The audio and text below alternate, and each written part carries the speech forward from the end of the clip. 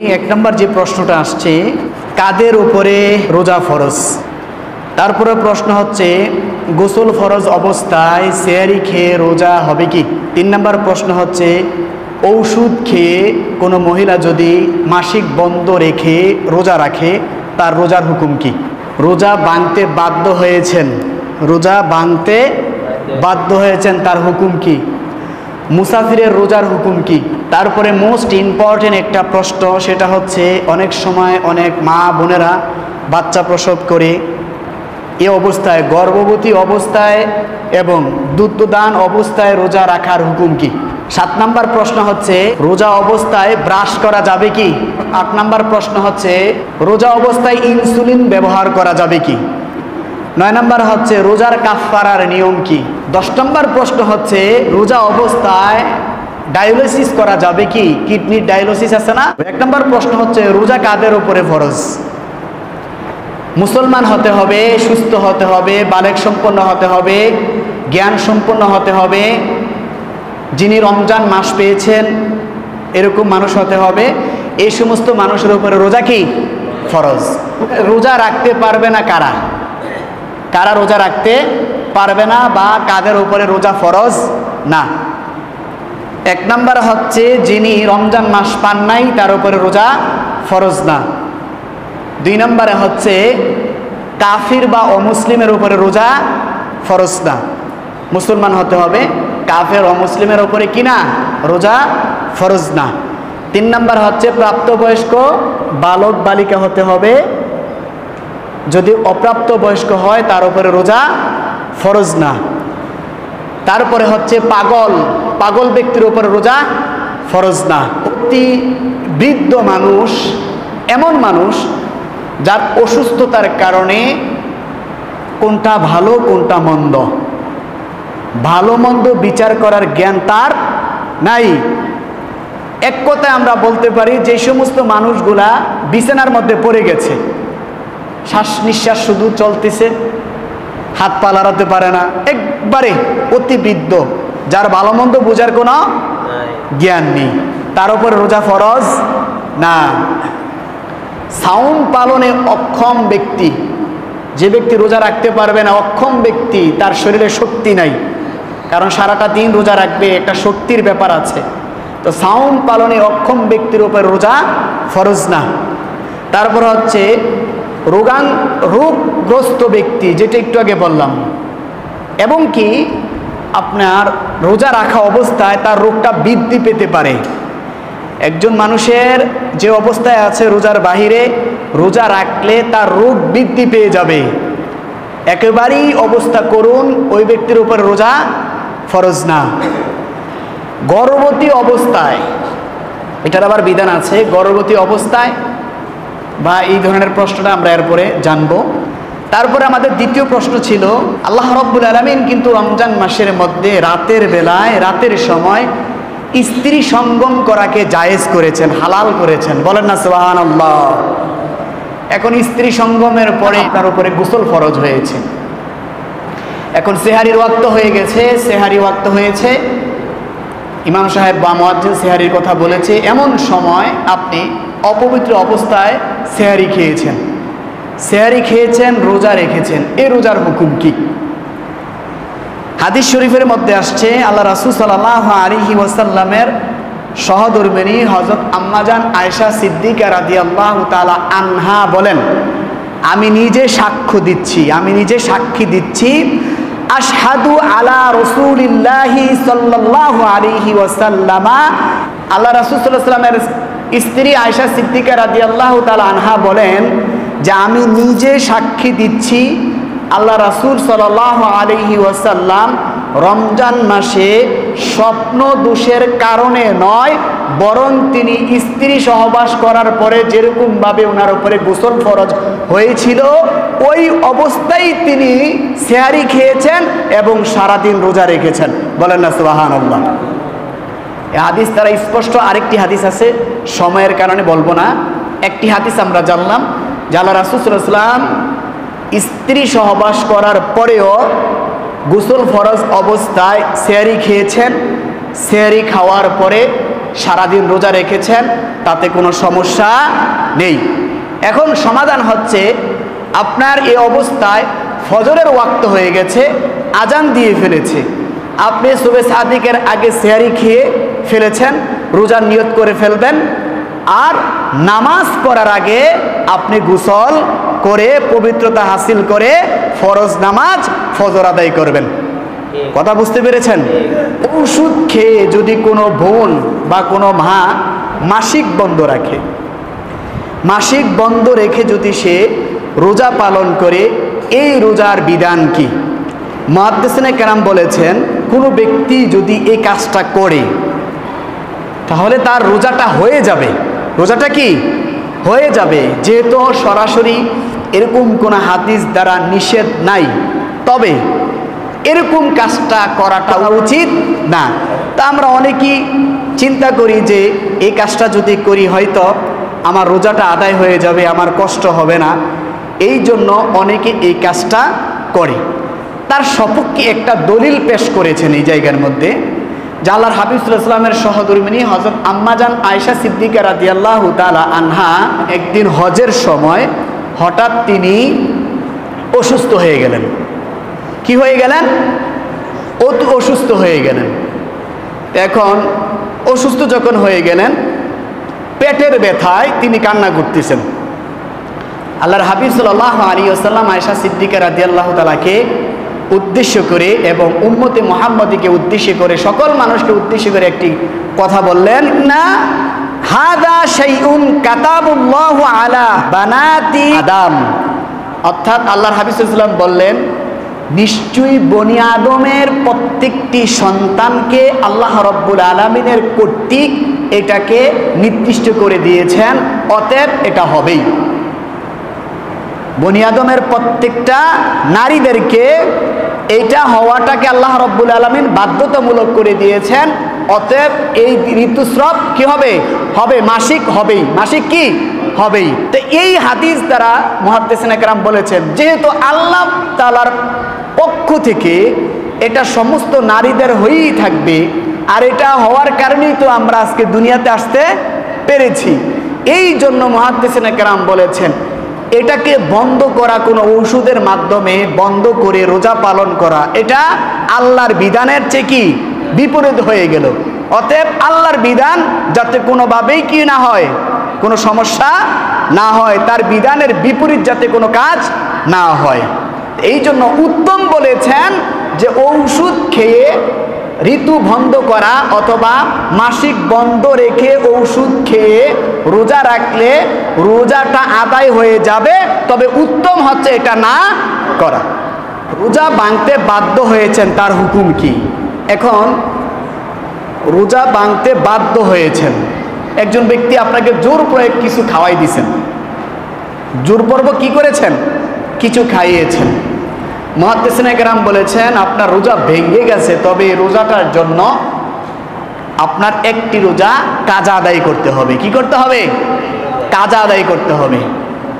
অথবা আপনি মনে করেন একজন বাচ্চাকে, একজন পরিবারকে পানিতে ডুবে গেছে, অথবা তার ঘরটা আগুনে পড়ে গেছে, অথবা কোনো সিডরের কারণে, কোনো ঝড় তুফানের কারণে ঘরের মধ্যে কোনো বড় ধরনের কোনো কিছু এসে পড়েছে, ভিতরের মানুষগুলোকে বাইর করতে হবে, বাঁচাতে হবে, করুণ একটা অবস্থার মধ্যে আপনি গিয়ে তাকে বাঁচাতে হবে।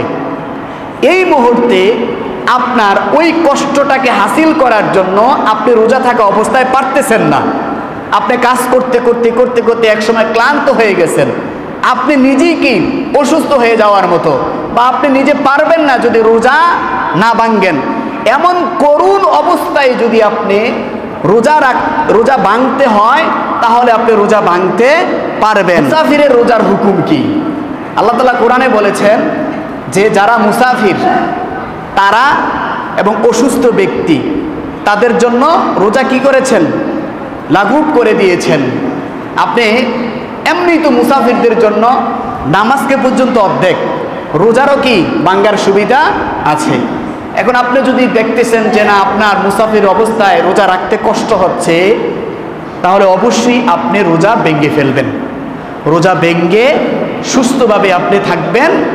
যতটা মুসাফির অবস্থায় যতটা আপনার রোজা ভাঙ্গা পড়বে, ততটা রোজা আবার আপনি পরবর্তীতে কি করবেন? কাজা করে নেবেন। কথা কি বুঝতে পেরেছেন? ততটা রোজা কি করতে হবে? কাজা করতে হবে। গর্ভবতী অবস্থায় যেটা বললাম, এবং আপনার সন্তানকে দুধ খাওয়াতে হবে। যে মা বোনেরা গর্ভবতী অবস্থায় 9 মাস 8 মাস এই ধরনের সময় যখন হয়, তখন মা বোনরা কিন্তু অনেক কষ্টে থাকে না? ফতোয়ার কিতাবের মধ্যে আসছে, মুহাদ্দিসিনে কেরাম বলেছেন, যদি গর্ভের সন্তান রোজা রাখার কারণে অপুষ্টিকর হয়, কোনো ধরনের কোনো সমস্যায় পড়ে যায়, ডাক্তার বলেছে তুমি রোজা রাখতে পারবে না, যদি রোজা রাখো তাহলে তোমার সন্তানের সমস্যা হবে, পানি কমে যাবে, তার পজিশন ঠিক থাকবে না, এই ধরনের কোনো সন্তানের কোনো সমস্যা হলে সে অবশ্যই রোজা ভাঙতে পারবে। আর এই অবস্থায় যতটি রোজা সে ভাঙবে ততটি রোজার কাজা আদায় করতে হবে। যতটি রোজা সে ভাঙবে প্রত্যেকটি রোজার কাজা আদায় করতে হবে। একই অবস্থায় আপনার সন্তান প্রসব হয়েছে, এখন সন্তান মাত্র 2 দিনের, 5 দিনের, 1 মাসের, রমজান মাস চলে আসছে। এখন আপনি যদি আপনার সন্তানকে দুধ না দেন, তাহলে আপনার সন্তান পুষ্টিহীন হয়ে যাবে, অসুস্থ হয়ে যাবে। এভাবে তো একটা সন্তান ছোটবেলায় ঠিক রাখা যায় না। আর মায়ের দুধটা হচ্ছে সবচেয়ে পুষ্টিকর একটা খাবার। তা আপনার সন্তানকে যদি দুধ দিতেই হয়, এই অবস্থায় আপনি সন্তানকে দুধ দিলে আপনার কষ্ট হয়ে যাবে রোজা রাখতে, আপনার সমস্যা হয়ে যাবে। তখন সন্তানকে দুধ দেওয়ার কারণে আপনি রোজা ভাঙতে পারবেন। যতটি রোজা ভাঙবেন ততটি রোজা আবার পরবর্তীতে কি করবেন? কাজা আদায় করে নেবেন। রোজা অবস্থায় ব্রাশ করা যাবে কিনা, ইম্পর্টেন্ট একটি প্রশ্ন। রোজা অবস্থায় ব্রাশ করা যাবে কিনা? এখন দেখেন, রোজা অবস্থায় মেসওয়াক করা যাবে কিনা এই কথাটাও আছে। রোজা অবস্থায় মেসওয়াক করা যাবে, কোনো সমস্যা নেই।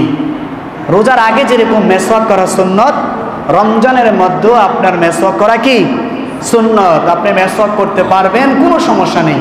তবে রোজা অবস্থায় ব্রাশ করা যাবে কিনা?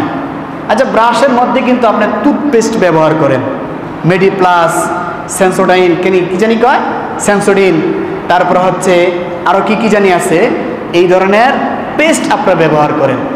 তো এই ক্ষেত্রে মুহাদ্দিসিনে কেরাম ফতোয়ার কিতাবের মধ্যে আসছে, রোজা অবস্থায় কোনো ব্যক্তি যদি ব্রাশ করে তার রোজা সমস্যা হবে না, তবে ব্রাশ না করাটা হচ্ছে উত্তম। কারণ আপনার এই পেস্টের মধ্যে গ্যাস থাকে, কোনো কারণে যদি আপনার পানি চলে যায় পেটের ভিতরে, তাহলে তো রোজা ভেঙে যাবে। অতএব সতর্কতার কারণে মুহাদ্দিসিনে কেরাম এটাও বলেছেন যে রমজান মাসে ব্রাশ, পেস্ট দিয়ে ব্রাশ না করাটাই উত্তম। যদি কোনো ব্যক্তি করে ফেলেন রোজার সমস্যা হবে না। তবে বারবার বলছি, সতর্কতার কারণে রমজান মাসে পেস্ট দিয়ে ব্রাশ করবেন না। কারণ যদিও আপনার এটা জায়েজ আছে, কিন্তু আপনি এটা করতেছেন অনেক সময় পেস্টের যেই গ্যাসটা আছে, এই গ্যাসটার কারণে কিন্তু বমি চলে আসে। কি হয়? বমি চলে আসে। গ্যাসটার কারণে আপনার এই যে ফেনাটা পেটের মধ্যে চলে যেতে পারে। এই জন্য উত্তম হচ্ছে এই রমজান মাসে পেস্ট দিয়ে ব্রাশ না করা। তারপরে হচ্ছে রোজা অবস্থায় ইনসুলিন ব্যবহার করা যাবে কিনা। অনেক মানুষ ডায়াবেটিসের সমস্যা হওয়ার কারণে তার দৈনিক 2 বেলা ইনসুলিন ব্যবহার করতে হয়। তা ফতোয়ার কিতাবের মধ্যে আসছে, রোজা অবস্থায় যদি কোনো ব্যক্তি ইনসুলিন ব্যবহার করে অথবা এই ধরনের কোনো কিছু ব্যবহার করে, একটি প্রশ্নের মধ্যে আমি কয়েকটি কথা বলে দিচ্ছি।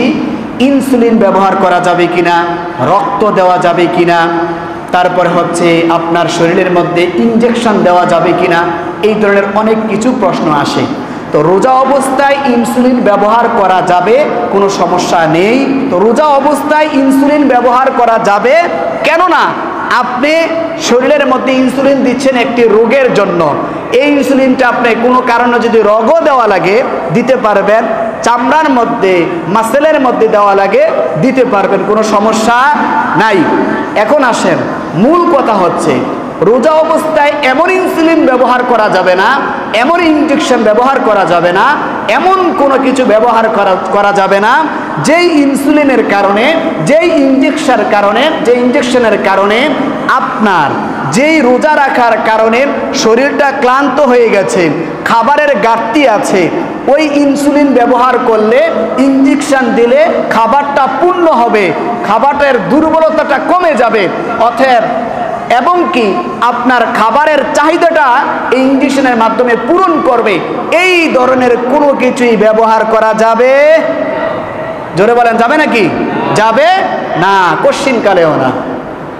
অনেক সময় অনেক রোগীদেরকে আপনার মুখ দিয়ে খাবার না খাওয়াতে পারলে স্যালাইনের মাধ্যমে খাবার খাওয়ায় না, স্যালাইনের মাধ্যমে তার শরীরটা যাতে দুর্বল না হয়, স্যালাইন দিয়ে তাকে সুস্থ রাখে না, এই ধরনের কোনো কিছু ব্যবহার করা যাবে না। অর্থাৎ শরীরকে সচেত রাখার মতো এমন কোনো কিছু এই রমজান মাসে ব্যবহার করা যাবে না, খাদ্যের মাধ্যমে হোক, ইনসুলিনের মাধ্যমে হোক, ইনজেকশনের মাধ্যমে হোক।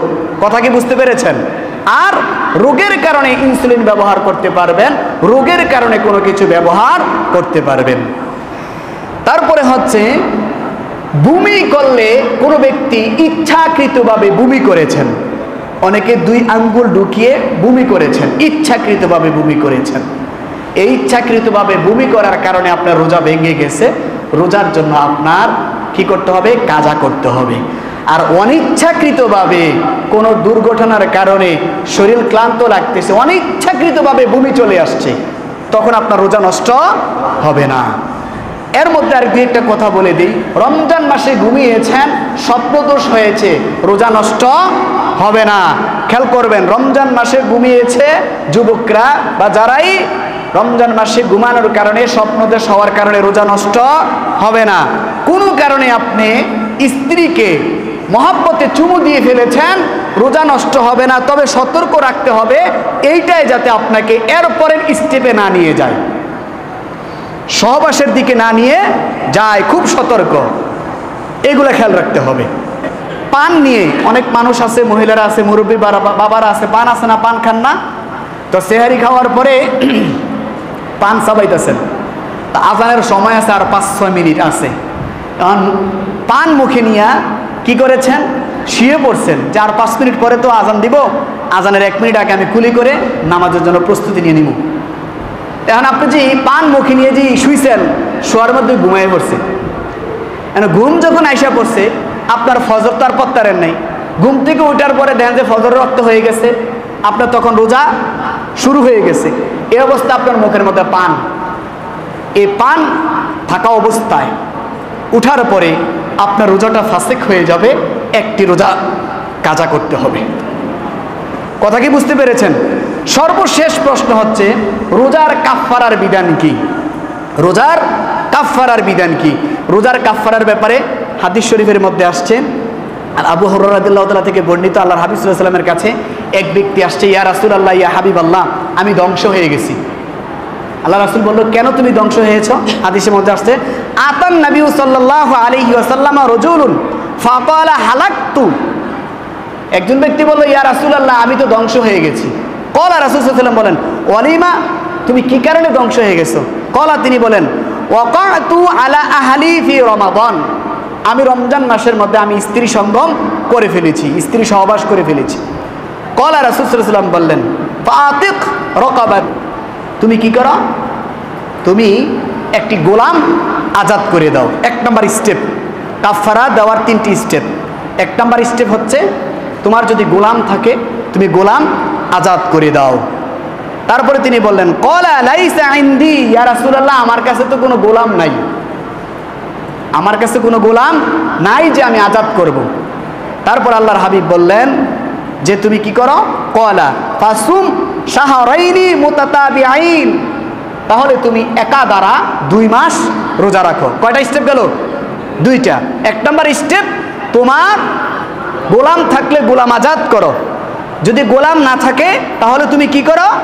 একা দ্বারা 2 মাস রোজা রাখো, মানে 3 নম্বর স্টেপ। এখন সাহাবী বলতেছে, ইয়া রাসূলুল্লাহ, আমি এত দুর্বল, আমি এত অসহায় যে আমার শরীরের মধ্যে এমনই কম শক্তি যে আমি তো 60টি রোজা রাখার মতো আমার সামর্থ্য নাই, আমি তো এই শক্তি দিয়ে 60টি রোজা রাখতে পারবো না। তারপর আল্লাহর হাবিব বললেন যে তুমি কি করো, আতিম সিত্তিনা মিসকিনান, তুমি কি করো 60 জন মিসকিনকে খাবার খাওয়াও। 60 জন মিসকিনকে কি করতে হবে, খাবার খাওয়াতে হবে। তার কয়টা স্টেপ পেলাম, 3টা। 1 নম্বরে তুমি গোলাম আজাদ করো, 2 নম্বরে একাধারা 2 মাস রোজা রাখো, 3 নম্বরে হচ্ছে তুমি 60 জন মিসকিনকে খাবার খাওয়াও। এরপরে এই হাদিসটা বলি আমি শেষ করব। এরপরে আল্লাহ রাসূল সাল্লাল্লাহু আলাইহি ওয়াসাল্লামের এই সাহাবী বলল, ইয়া রাসূলুল্লাহ, আমি তো 60 জন মিসকিনকেও খাবার খাওয়ার মতো আমার সামর্থ্য নাই। দেখেন ইসলাম কত সুন্দর। বেচারা এমন মানুষ যে সে 60 দিন রোজাও রাখতে পারবো না, গোলামও আজাদ করতে পারবো না, আবার 60 জন মিসকিনকে খাওয়াতে পারবে না, এমন ব্যক্তি। তো সমাধান আছে না? এমন সময় আল্লাহর হাবিব সাল্লাল্লাহু আলাইহি ওয়াসাল্লামের কাছে এক জুড়ি খাজুর আসলো। কি আসছে? বুখারীর ইবারত, খাজুর আসছে। আসার পরে আল্লাহ রাসূল বললেন, ওই লোকটা কই যেই লোকটা আমাকে প্রশ্ন করেছিল? বলে, ইয়া রাসূলুল্লাহ, আমি উপস্থিত। ঠিক আছে, তুমি এই খাজুরগুলি তুমি সদকা করে দাও। কি করে দাও? দান করে দাও, সদকা করে দাও। এই লোকটি বলতেছে, আল্লাহর হাবিব সাল্লাল্লাহু আলাইহি ওয়াসাল্লাম, ইয়া রাসূলুল্লাহ, আমি কি এমন ব্যক্তিকে দান করব যে ব্যক্তি আমার চেয়ে গরিব, যে ব্যক্তি আমার চেয়ে অসহায়, যে আমার চেয়েও কম তার সম্পদ, এমন ব্যক্তিকে আমি দান করব? ইয়া রাসূলুল্লাহ, মদিনাতে আমার মতো এত গরিব মানুষ আর নাই, আমি এত গরিব, এত অসহায় আমি। হাদিসের মধ্যে আসছে আল্লাহ রাসূল সাল্লাল্লাহু আলাইহি ওয়াসাল্লাম হাসি দিলেন। এই লোকটার এত কিছু, তারপরে কি করলেন? তিনি একটি হাসি দিলেন। হাদিসের ইবারতের মধ্যে আসছে আল্লাহ রাসূল সাল্লাল্লাহু আলাইহি ওয়াসাল্লাম যখন হাসি দিয়েছেন, ওনার এই যে মারির দাঁত পর্যন্ত দেখা গিয়েছে, অর্থাৎ একটু বড় করে হাসি দিলেন, তবে অট্ট হাসি না। আল্লাহ রাসূল সাল্লাল্লাহু আলাইহি ওয়াসাল্লাম বললেন যে ঠিক আছে, এই খাজুরগুলি তুমি তোমার পরিবারের জন্য নিয়ে যাও। বলেন না সুবহানাল্লাহ, কত সুন্দর না? তো এরকম কি আমরা কেউ আছি? এরকম কেউ নাই। এই জন্য কাফফারা স্বরূপ 3টি স্টেপ, যে কোনো একটি স্টেপ আমার পালন করতে হবে। যেমন গোলাম আজাদ করা, গোলাম আমাদের নাই। তারপর আপনার যদি সামর্থ্য থাকে, শক্তি থাকে, 60টি রোজা পালন করবেন। এখন আসেন, কোনো ব্যক্তি যদি ওই 60টি রোজার থেকে 1টি রোজা কাজা করে, 1টি রোজা পালন না করতে পারে, তার নতুন করে আবার এক এক করে 60 দিন রোজা রাখতে হবে। এই রোজাটা যদি তার ঈদের দিনও হয়ে যায়, হারাম দিনও হয়ে যায়, তারপরও তার নতুন করে আবার শুরু করতে হবে। এই জন্য বলি, একটি রোজা যদি কেউ ইচ্ছাকৃতভাবে না রাখেন, আপনারা সারাটা জীবন আপনি রোজা রাখলেও এটার কাফফারা হবে না। আল্লাহ রাব্বুল আলামিন আমাদেরকে বোঝার তৌফিক দান করুক। সবাই বলি আমিন।